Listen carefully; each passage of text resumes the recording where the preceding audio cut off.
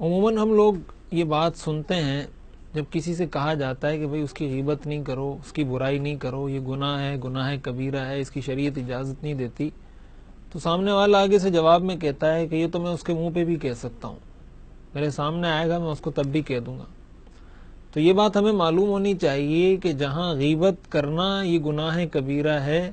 وہاں کسی مسلمان کو اس کے منہ پر طعنہ دینا، اس کی خامی بیان کرنا یا اس کے گناہ پر اس کو عار دلانا، یہ بھی گناہ کبیرہ ہے۔ حضور علیہ الصلوۃ والسلام نے ارشاد فرمایا، من عیر اخاہ بذنب لم یمت حتی یعملہ، جس نے کسی مسلمان کو اس کے گناہ پر طعنہ دیا، عار دلایا۔ عار دلانے کا کیا مطلب؟ عار دلانے کا یہی مطلب ہوتا ہے کہ انسان اس کو کہے کہ تم تو نماز نہیں پڑھتے، تم تو یہ نہیں کرتے ہو، مجھ سے بڑی تم نصیحت کی باتیں کرتے ہو، خود بڑے تم شریف بنے پھرتے ہو، حالانکہ تمہاری حرکتیں یہ ہیں وہ ہیں۔ اس کو کہا جاتا ہے گناہ پہ عار دلانا، کسی کو طعنہ دینا۔ آپ نے فرمایا اگر کسی نے کسی کو اس کے گناہ پر عار دلائی، یہ شخص اس وقت تک نہیں مرے گا جب تک خود اس گناہ میں مبتلا نہ ہو جائے۔ تو اس لیے کسی کو منہ پر طعنہ دینا یہ بھی کوئی جرت اور بہادری کی بات نہیں، یہ بھی ناجائز اور حرام ہے، اس سے بھی بچنا چاہیے۔ قرآن کریم میں اللہ تعالیٰ نے ارشاد فرمایا وَيْلٌ لِكُلِّ هُمَزَةٍ لُمَزَةٍ، کہ تباہی اور بربادی ہو ہر ایسے شخص کے لیے جو پیٹھ پیچھے غیبت کرتا ہو اور سامنے منہ پر طعنہ دیتا ہو۔ اس آیت کا مفہوم ہی یہ ہے کہ پیچھے غیبت، پیٹھ پیچھے برائی کرنے والا، غیبت کرنے والا وہ بھی گناہ کبیرہ کا مرتکب ہے، اور سامنے منہ پر طعنہ دینے والا وہ بھی گناہ کبیرہ کا مرتکب ہے۔ حضور علیہ الصلوۃ والسلام نے ارشاد فرمایا لیس المؤمن باللعان ولا الطعان ولا الفاحش ولا البذی، کہ مومن نہ تو لعنت کرنے والا ہوتا ہے، نہ طعنہ دینے والا ہوتا ہے، نہ فحش گوئی کرتا ہے، نہ فحش کام کرتا ہے۔ تو ایک مسلمان کو اسلامی معاشرہ قائم کرنے کے لیے جو تعلیمات قرآن اور حدیث کی طرف سے دی گئی ہیں، اس میں بنیادی کردار اس بات کا ہے کہ مسلمان دوسرے مسلمان کے بارے میں اپنی زبان کو بند رکھیں، نہ تو اس کے پیٹھ پیچھے اس کی برائی بیان کریں، نہ اس کے سامنے اس کی برائی بیان کریں۔ ہمارے ہاں اس چیز کا بڑا رواج ہے، اور خصوصاً اگر کوئی شخص اپنے گناہ سے توبہ کر لیتا ہے،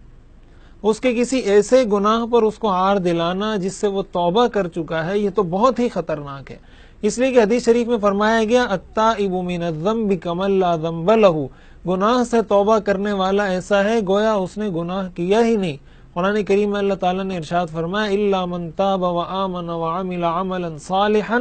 فاولئک یبدل اللہ سیئاتہم حسنات، کہ جو توبہ کر لے، ایمان کی حالت میں اپنی زندگی کو آئندہ کے لیے ٹھیک کرنے کا عزم کر لے، اللہ تعالیٰ اس کے گناہوں کو نیکی میں بدل دیتے ہیں۔ ہمارے ہاں بعض لوگوں کو یہ رواج ہمارے معاشرے میں بعض نوجوانوں کی زبانوں پر یہ بات سننے کو بہت بکثرت ملتی ہے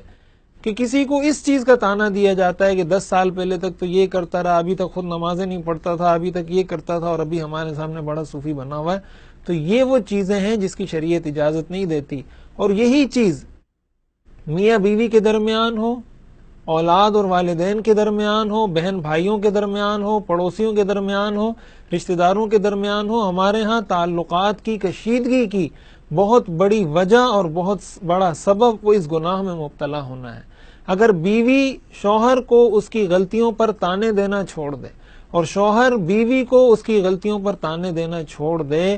تو ایسی زندگی، ایسی خوشگوار زندگی ان کو نصیب ہوگی جیسے اسلام کی ایک مثالی ازدواجی زندگی ہوا کرتی ہے۔ یہی معاملات اگر والدین اور اولاد کے درمیان ہو جائیں، رشتہ داروں میں تعلقات خراب ہونے کی بنیادی وجوہات میں سے ایک وجہ یہ ہے کہ ایک دوسرے کو طعنے دیے جاتے ہیں۔ اس لیے بحیثیت مسلمان یہ ہماری معاشرتی ذمہ داری ہے، اور یہ شریعت کا ہمیں حکم ہے کہ ہم ان چیزوں سے بچیں۔ اگر ان چیزوں سے ہم بچیں گے تو انشاءاللہ ہمیں ایک اچھا مثالی اور اسلامی معاشرہ نصیب ہوگا۔